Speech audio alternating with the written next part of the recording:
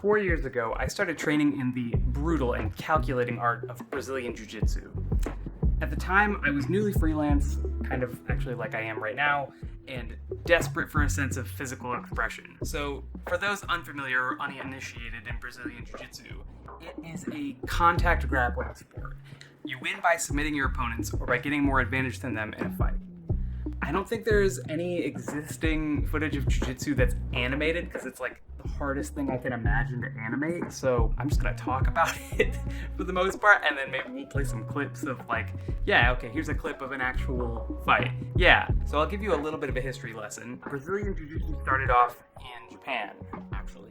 I know that's counterintuitive. Japanese Jiu-Jitsu was kind of mostly a throwing sport for a while.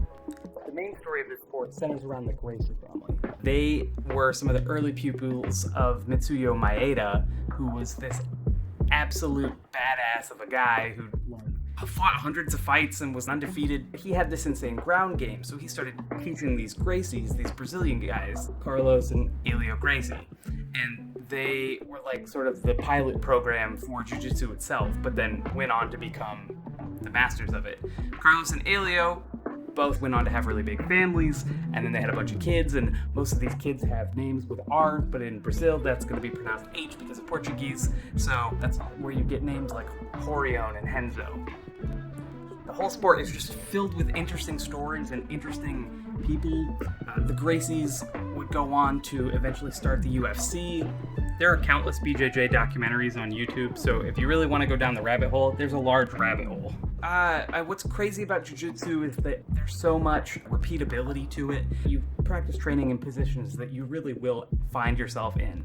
If you're in a fight and you land on the ground, somebody's going to be on top of you at some point. So what do you do then? What do we do now? Well, that's where Jiu-Jitsu comes in. BJJ, like most martial arts, codifies the practice of learning with a belt system. And in this case, you have 5 belts. You have white through black. It's kind of like the 5 stages of a groove, and trust me, you'll get plenty of those. I'm going to list them, and I'm going to start with black belt, because we all know that you want me to start with black belt, which is funny because I know you already kind of know what a black belt is, at least culturally. So, let me explain it in Jiu-Jitsu terms. A black belt is like the best. At black belt, you're at the top of the rank. It's as good as it gets. You are a master of the art form. You don't get the title master, but you have accrued significant skill. There are technically degrees of black belt that involve upgrades as you spend even more years as a black belt. There's also sort of a Jedi council of black belts that actually have red belts, and they're called red belts. But if you're watching this and you're over 20 and you plan to start training now, you'll probably die before you could ever get one. So I kind of left it off the list. Also, Wikipedia says there's technically 8 different belts. And I haven't even gotten to the kids' belts. Okay, wait. Okay, this is unhelpful for the video. Yeah, black belts. We were talking about black belts. A black belt in Brazilian Jiu-Jitsu is someone who has risen to the top of the ranks, garnered an insane library of grappling skills, and among other things, is a scary mother effing killer with the precise ability to deprive you of oxygen from a wide variety of scenarios. Oh yeah, and take apart all your joints. Once you're a black belt, you're qualified to teach. You can start a gym, and then you can start training other people, and then you can hand out other black belts. I think everyone secretly wants to be one of these guys when they start. The only downside is it takes about 12 years on average to get a black belt. In Jiu-Jitsu, they say you don't get a black belt, you become a black belt. This is my coach, Anthony, who got his black belt from Henzo Gracie. Henzo is super legit. He's like one of the more notable figures in modern Jiu-Jitsu. So let's talk about brown belts then. What's a brown belt? So a brown belt is a lot like a black belt, and they also have a super wide gamut of deadly skills. Some brown belts can actually go toe-to-toe with black belts. However, as an early belt, like blue or white, if you roll with your coach, he might be nice to you, and like often he'll be testing you through specific scenarios. With the brown belt, they might be nice to you, and they might just try and push you into a wall. Purple belts are right in the middle. I think they're the most fun to watch in action. A purple belt is a BJJ player that has developed a repertoire. They've got a lot of techniques, and they're extremely effective. Next up, you have blue belts. I said that everybody wants to be a black belt. I'm going to say that the blue belt is actually the most coveted belt in the game. Let me explain. The reason for this is because blue belt is right above white belt. A blue belt is a player that can actually hang. It's the first belt you were given as an upgrade, and once you hit it, you're in. You know, like, you did it. You're a Brazilian Jiu-Jitsu player. It's like, you can get a white belt on day one. Anyone can get a white belt. The blue belt is actually given to you. It's sort of a graduation of sorts. And most blue belts can generally kick white belts' ass. So there's that. So this is why white belts, let me explain white belts. The truth is that more white belts walk into BJJ than out at any other belt. Most of the quitters quit at white belt, and to make things even more depressing, you just suck the whole time you are one. But this is a Stormtrooper class, both in colorization and also in function. It's a bunch of people who basically don't really know what they're doing yet. The white belt is the whipping boy. It's kind of like being a private in the military or a drummer in a rock band, which is okay. You're not supposed to be a white belt forever. You shouldn't be a white belt forever. It's not supposed to happen. The whole point of jiu-jitsu is to keep gaining experience. There's this notion in the sport of just keep showing up. Just keep coming. Don't even worry about it if you didn't get better today. Don't even think about that. Just keep coming. Just be here.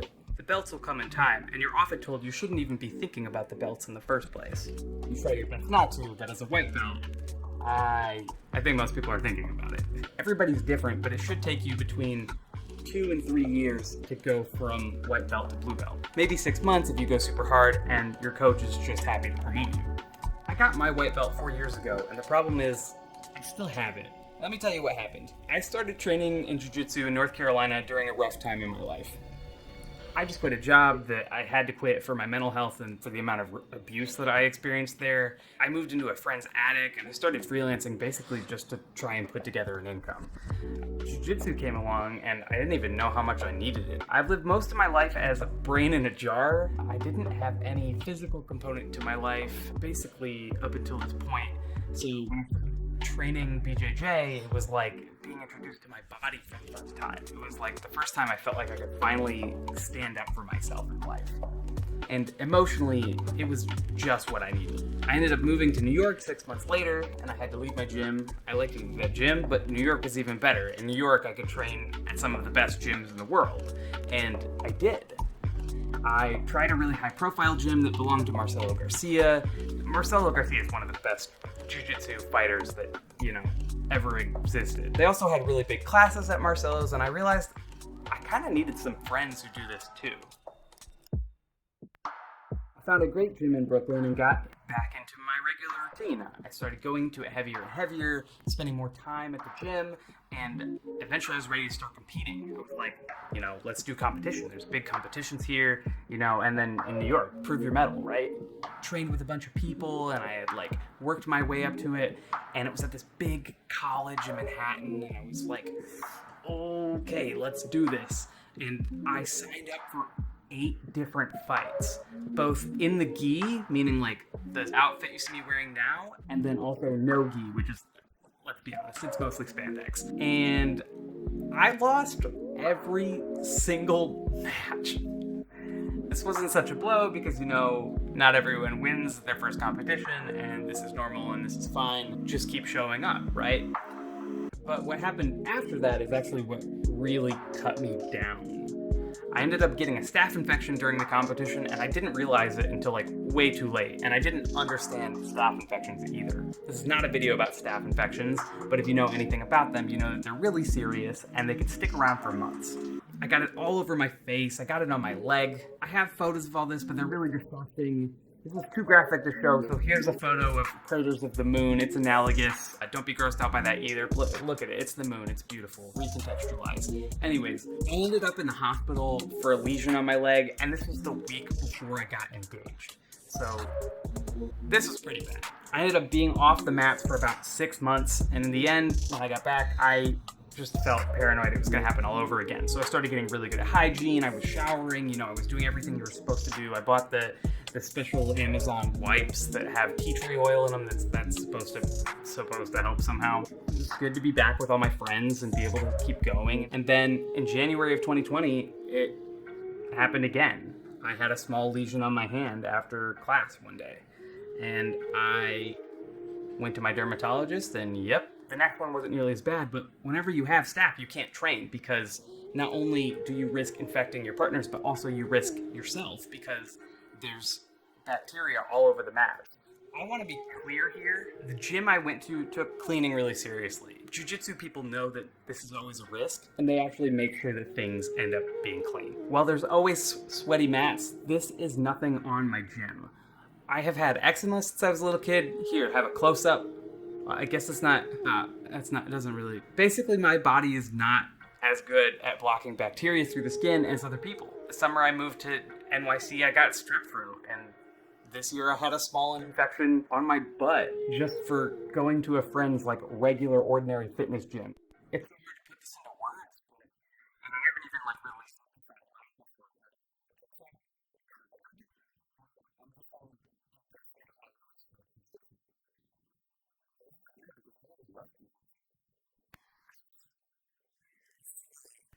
a big deal to me.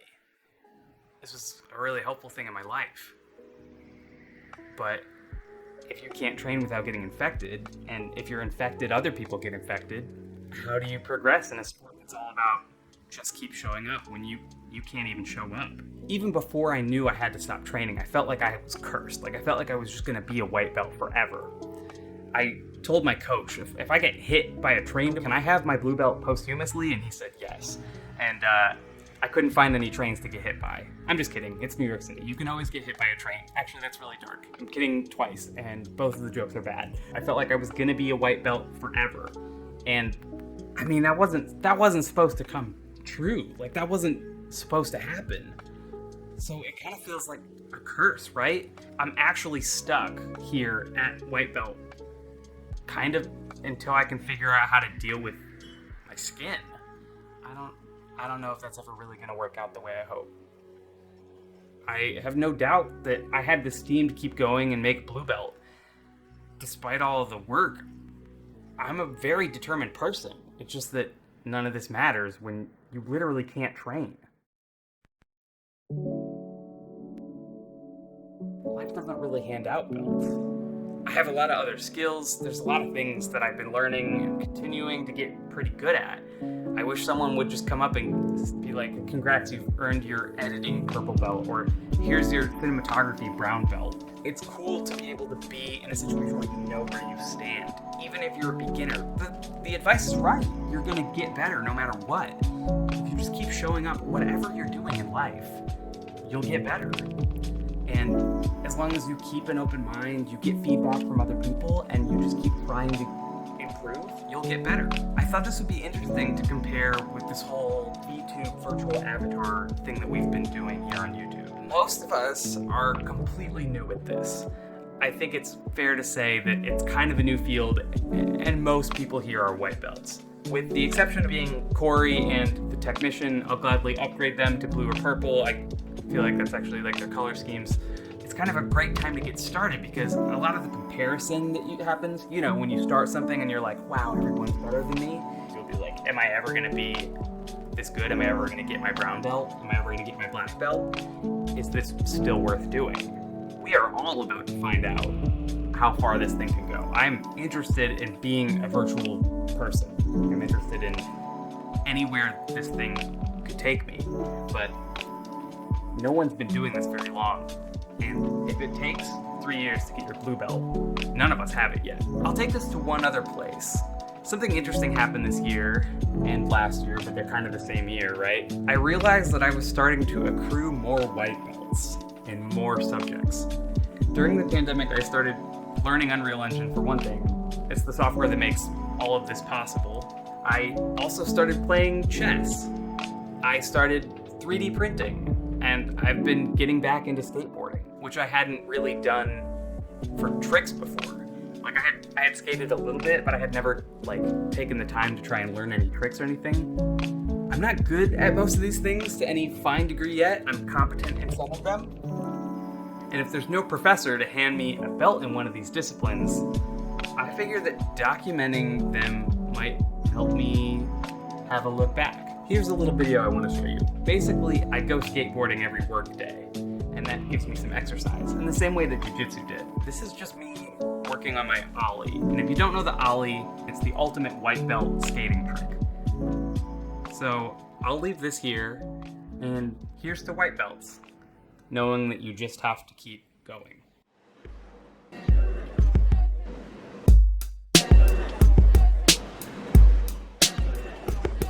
For me, I get down here.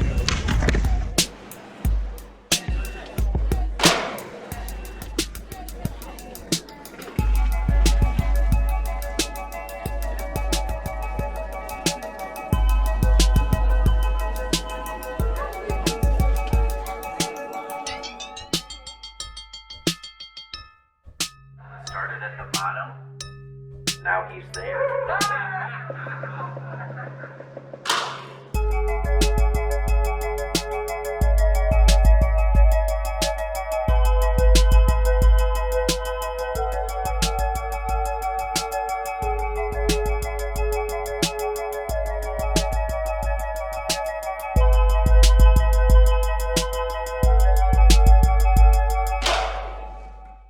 Wait, So going. is this what you're bringing today? No, I didn't get my own deck yet. Oh my gosh. I tell you that shit yesterday. Bro. So like, I got my deck, and then you got yours. What's your name, man? Zach. Zach, I'm Woody. Woody, nice to meet you. Nice to meet you. To all my jiu-jitsu friends out there, and I'll be sending you this link, I love you all so much. I hope training is going great for all of you guys, and I hope you're all doing well.